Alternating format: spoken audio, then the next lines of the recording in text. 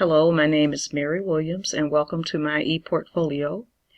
I would like to share with you at this time parts of the final website, which is a requirement for the Multimedia Hypertext course.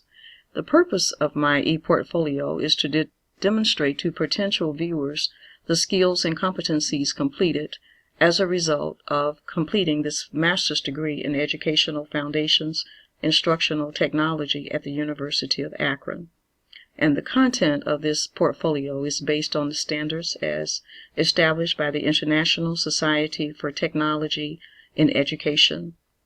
So let's take a look at the design document first. The design document was prepared early in the semester. So this is a schematic drawing of the setup of my website. Instead of having About Me, though, I do have a home page in which it is titled Home.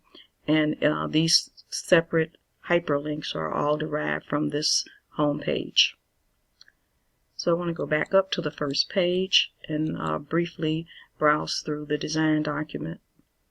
So we have the purpose, the needs assessment, the audience is intended for.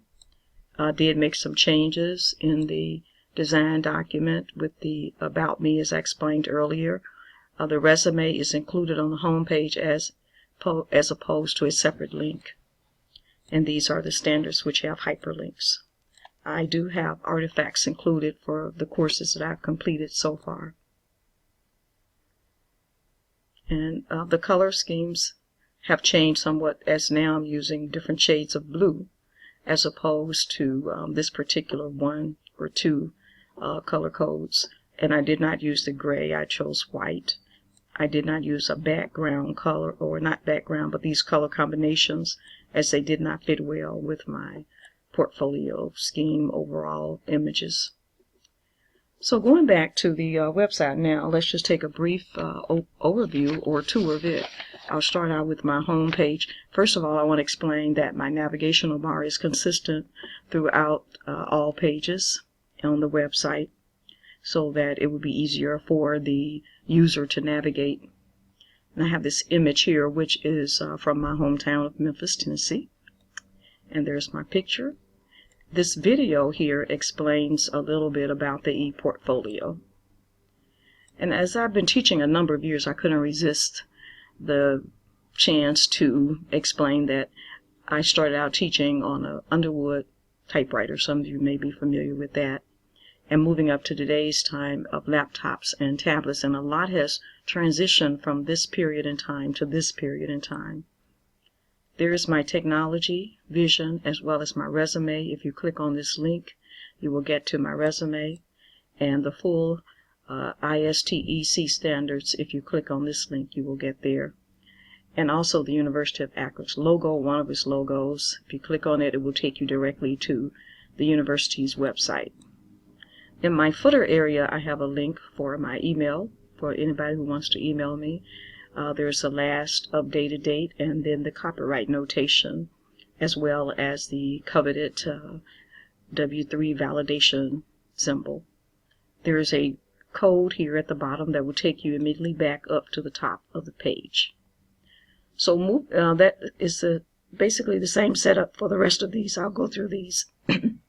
Pardon me. Leadership.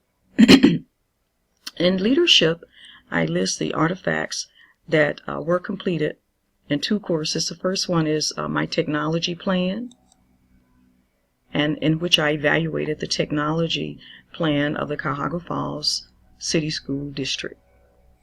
And the other one is a grant proposal that was a fictitious grant proposal that was submitted for the GAR Foundation, prepared for the GAR Foundation.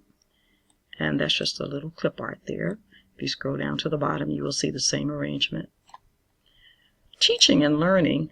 There are a couple of artifacts there. The reflective journals, which would take you directly to my wiki pages. And if you click on any of these modules to the right-hand side of the screen, you'll get my response to questions presented from our instructor last semester. And if you move down to the bottom of teaching and learning, you'll see that I have the same setup here, and you can go back up to the top page. In professional development, the artifacts completed here were my pre-admission competencies verification. So I click there, and in scrolling down here you will see that I did fill it out for artifacts such as to facilitate and inspire student learning and creativity under each area. So this is at the point where I was last semester in starting the program.